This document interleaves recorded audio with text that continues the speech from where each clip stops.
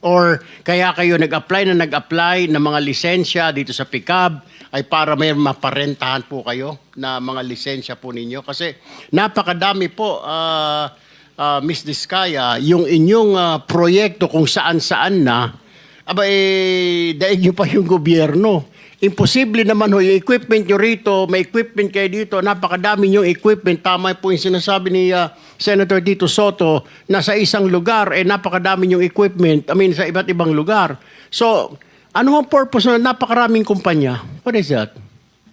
Ay, sir po, yung ibang companies po, we've divested from those companies. So I am directly lang with Alpha and Omega. But I have only one last question, Mr. Chair, for Mrs. Diskaya. Ma'am, sinabi ho ninyo, nag-divest na po kayo. Ano yung sabihin ng divest? What do you mean by that? We are no longer part of those companies. Okay. Kung hindi na po kayo part of those companies, how come you're still the chief operating officer, pati ang asawa mo sa ilang construction companies na ito? Hindi po ako COO ng mga companies po. Ma'am, you're under oath. Don't forget. Opo, CFO po, pero hindi ako COO po. COO. So, bakit po ikaw ang CFO pa rin kung nag-divest na po kayo, opisyal pa rin po kayo dyan? Sorry, tumutulong lang po ako dun sa mga ibang companies po. So you haven't, with the Go permission, ahead. you haven't completely divested all your interests in that Before we particular company. continue, let me acknowledge the presence of Senator Rapi Tulfo. Thank Yes, Answer. sir. So you didn't divest totally. You're still the CFO according to you. According to you. Opo, pero hindi po ako nagmamanage po ng mga companies na yun. Wala na po ako. Wala po ako dun sa ano. Sorry. Naintindihan po niyo yung divestment. Kanino niyo po i-divest? Kasi po pag nag-divest kayo, there is somebody, doon niyo po isasalin yung pong inyong interest sa isang company. Kanino po nasalin? Nung mag-divest kayo, sino yung taong doon nyo i-divest po ang inyong interest sa korporasyon? Katulad sa St. Timothy, kay Maria Roma ko binigay po yung aking Sino siya? shares. Kamag-anak mo? She's the niece of my husband. Kamag-anak mo pa rin. Di, kayo pa rin. Kayo pa rin yan. Madam Diskaya, Sarah, it is common knowledge that you own 9 companies. Namely, St. Gerard, St. Timothy, Alpha and Omega, Elite General Contractor and Development Corporation, St. Matthew, Great Pacific Builders, YPR General Contractor, Amethyst Horizon Builders, and Waymaker OPC. Am I correct? Yes po. Hanggang ngayon, up to now, you own these 9 construction companies? Yes po. All right. Kaugnay nung pagtatanong ni SP Pro Temp sa ngayon, gusto kong makapag-flash ng screenshot po nung siyam na calling cards, nung siyam na kumpanyang iyon. Calling card po ni Mr. Curly Diskaya, na asawa po ni Ms. Diskaya. So, mag-asawa po, dapat alam po nila in greater detail itong mga kumpanyang ito. Ito po, Mr. Chair, SP Pro Temp. Siyam na calling cards nung siyam na kumpanya, lahat sa pangalan ni Pacifico o Curly Diskaya. So dapat po mas alam po, both ni Ms. Sara Diskaya at Ms. Roma Diskaya Rimando, ang mga detalye na tinatanong ni SP Pro Temp.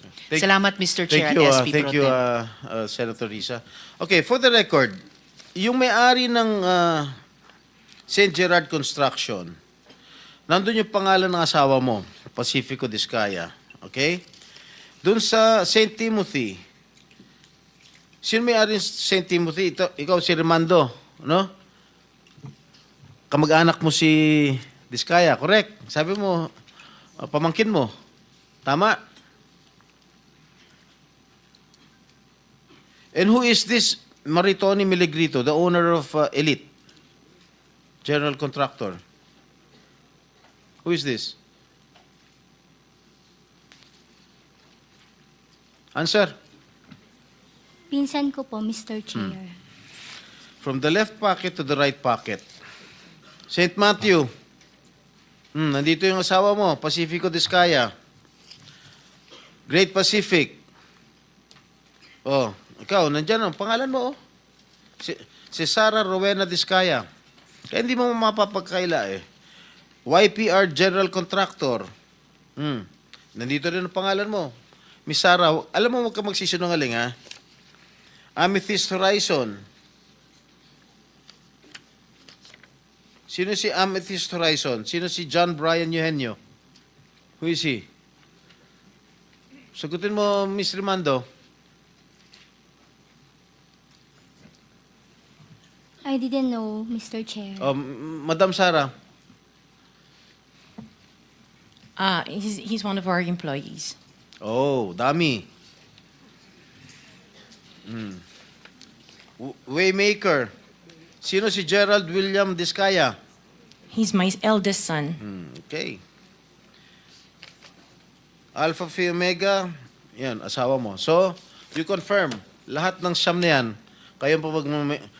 ikaw ang may-ari. Tama? Part owner po. Part owner. Okay. Kaya nyo ba talaga pagsabay-sabayin yung mga construction, mga proyekto ninyo? Paano nyo nagagawa ito? Yes po, we have sufficient employees naman that can carry out and execute the project. Okay, ilan ba yung mga empleyado ninyo?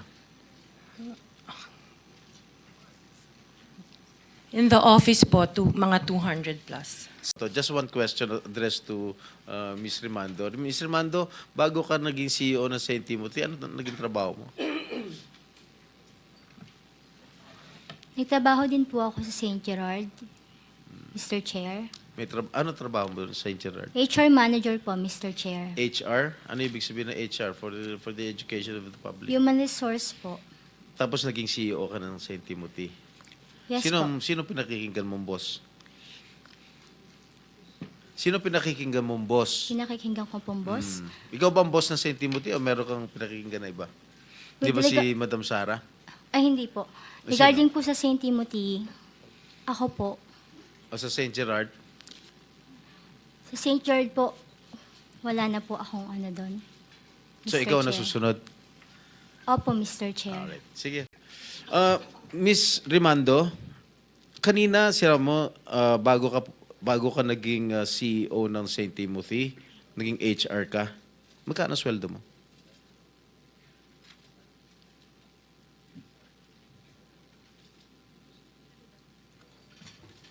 Mr. Chair, yung sweldo ko po noon, nasa 30 to 40 po. 1,000 a month. Alright. Dito sa nakalap kong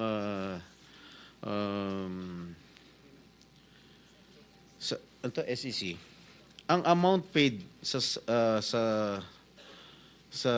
record dito, 887 million. Paano ka nakakuha ng ganong kalaking pera? Paid up capital. Tama, paid up capital. Paid up capital. Saan ka kumuha ng ganitong kalaking pera? Mr. Chair, yung 2025 na lang po yan. Bali, nung Oo nga, nag-umpisa po saan ka nga kami, ang tanong ko sa'yo, saan ka kumuha ng pera? Mr. Chair, meron naman pong income si St. Timothy po. Hindi, pera mo to eh. I mean, iba pa yung pera ng subscription ni Mary Faith Glynn, Jerry Panty. Ikaw ang pinakamalaki, 887 million. Mr. Sino Chair, nagbigay? Hindi, huwag na tayo magpaligoy-ligoy pa. Sino nagbigay ng pera sa'yo? nakakahiya man pong aminin, pero meron po akong hiniram na halaga sa tito ko po nung nagsisimula pa lang po ako na nagtayo po. Magkano hiniram mo sa tito mo? Noong una po ay nasa 7.7 million lang po. Oh. O paano umabot ng 887 million? Nung kumikita na po si St. Timothy, wala po akong nilalabas na sarili ko pong kita. Lahat po pinapasok ko din po dun sa corporation Talaga? po. Opo, Mr. Chair. Magkano binabayad mong tax sa gobyerno? Mr. Chair, pwede ko po bang mag-refer dun sa financial Sige, statement babalikan po? kita. Tapos nahiyaan ako kay Okay Senator Raffy, okay? Thank you po.